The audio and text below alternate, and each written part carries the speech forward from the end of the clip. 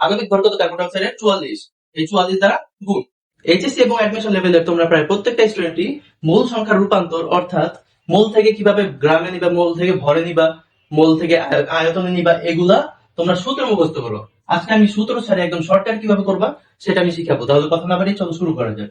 দেখো, মোল, ধরো আমার মোল সংখ্যা দেওয়া আছে। এখন মোল থেকে যদি আমি ভরে যেতে চাই তাহলে আমার কি করতে হবে জানো? সোজা কথা, একদম শর্টকাটে আণবিক ভর দ্বারা গুণ। আণবিক ভর দ্বারা কি করবা? এই যাওয়ার সময় গুণ করবা। আর যখন ভর দেওয়া থাকবে, ভর কিন্তু সংখ্যাটা বড়, ভর থেকে যদি মোলে আসতে চাও তাহলে ভাগ করে দিবা। ঠিক আছে? এরপর এরপর আমি যদি অনুসংখ্যা বের করতে চাই, মোল থেকে অনুসংখ্যা, তাহলে 6.023 ইন্টু 10 টু দি পাওয়ার 23 দ্বারা কি করবা? গুণ করবা, যাওয়ার সময় গুণ করবা। আর আসার সময় এখান থেকে যখন আসবা তাহলে কোথায় যাবে? এটা অনুসংখ্যা, অনুসংখ্যা। আর আসার সময় ভাগ করে দিবা। ঠিক আছে? আসার সময় কি হবে? ভাগ হবে। আচ্ছা, এই দুটা বের করে শিখলাম। এখন দেখো, এখন আমি আয়তনে কিভাবে যাব ভাইয়া?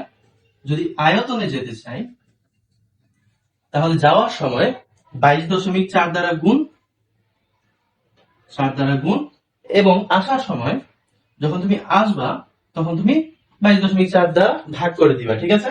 তাহলে দেখো, এইবার আমি যদি একটা ম্যাথ সলভ করে, কোশ্চেন নাম্বার 1, 10 গ্রাম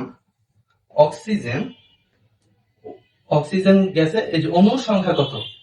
অণুর সংখ্যা কত? আচ্ছা, 10 গ্রাম অক্সিজেন বলছে, তাই না? তো এখানে তো আমি গ্রাম আমি লিখতেই পারি 10 গ্রাম। এখন আচ্ছা, এখানে অণুর সংখ্যা যেতে হলে আমার কি লাগে? মূল সংখ্যা লাগে না?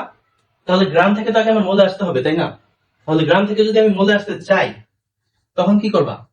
এই যে দেখো, গ্রাম হয়েছে ভর, ভর থেকে যখন আমি মোলে আসবো তখন আমার আণবিক ভর দ্বারা ভাগ করতে হবে। অক্সিজেনের আণবিক ভর কত?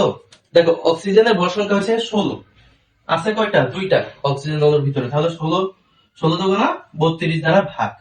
এইবার আবার কি করতে হবে? এইটুকু আমি পাইছি কি? মূল সংখ্যা, তাই না? আচ্ছা, মূল সংখ্যা পাইছি। এবার মূল সংখ্যা থেকে যদি আমি অনুসংখ্যা যেতে চাই, আমার 6.023 ইন্টু 10 টু দি পাওয়ার 23 দ্বারা কি করতে হবে? গুণ করা লাগবে।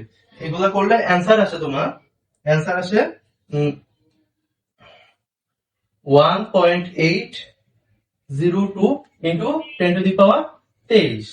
এইটা আছে তোমার অনুসংখ্যা। ঠিক আছে? এর পরবর্তী ম্যাথটা দেখো, 7.1 গ্রাম ক্লোরিনে মোল সংখ্যা কত? অর্থাৎ ভর দেওয়া আছে, আমার মোল সংখ্যা যেতে হবে। ভর থেকে মোলে গেলে কি করব? ভাগ করবো, সোজা কথা। তাহলে 7.1 কে কি করব? ওর দেখো, ক্লোরিন পরমাণু, এই ক্লোরিন অণু, একটা ক্লোরিনের ভর হচ্ছে 35.5। তাহলে আমি আণবিক ভর দ্বারা যখন করব, 2টা ক্লোরিনের ভর কত? এই অণুটার 71। তাহলে এটা দিয়ে যদি আমি ভাগ দিই তাহলে উপরে হয়েছে 7.1, নিচে হয়েছে 71, ভাগ দিলে আসে 0.1। এরপর পরবর্তী ম্যাথটাতে দেখো ভাইয়া, 24.5 গ্রাম H2SO4 এ কত মোল H2SO4 আছে, তাই না? তাহলে আমি গ্রাম থেকে কোথায় যাব? গ্রাম থেকে সোজা কথা মোলে যাব। সোজা হিসাব, H2SO4 হচ্ছে কত? 98। তাহলে উপরে 24.5, নিচে হচ্ছে 98। হিসাব করলে তুমি ক্যালকুলেটর করলে আসবে 0.25। এর পরবর্তী ম্যাথটা দেখো ভাইয়া, কার্বন ডাই অক্সাইডের 3 ইন্টু 10 টু দি পাওয়ার 23 সংখ্যক অণুর ভর কত? তাহলে আমার আগে অণুর সংখ্যা দেওয়া আছে, তাই না? তাহলে কার্বন ডাই অক্সাইডের অণুর সংখ্যা 3 ইন্টু 10 টু দি পাওয়ার 23, এটা আমি দেখে ফেলি। অণু থেকে মোলে যেতে হবে, তারপর ওখানে যেতে হবে। এখন অণু থেকে মোলে আসতে গেলে 6.023 ইন্টু 10 টু দি পাওয়ার 23, এটা দ্বারা ভাগ করে তারপর আবার এখানে কিভাবে যাব? এখানে যেতে আমার গুণ করা লাগবে আণবিক ভর দ্বারা। আণবিক ভর কত কার্বন ডাই অক্সাইডের? 44, এই 44 দ্বারা গুণ। এরপর যদি আমি হিসাব করি ক্যালকুলেটরে, হিসাব করলে আসে এখানে দেখো, এইটা কাটা, এটা 2 দিয়া যায়। এবার এভাবে যদি কাটি তাহলে হয় 22 মোল। অ্যান্সার হবে 22 মোল।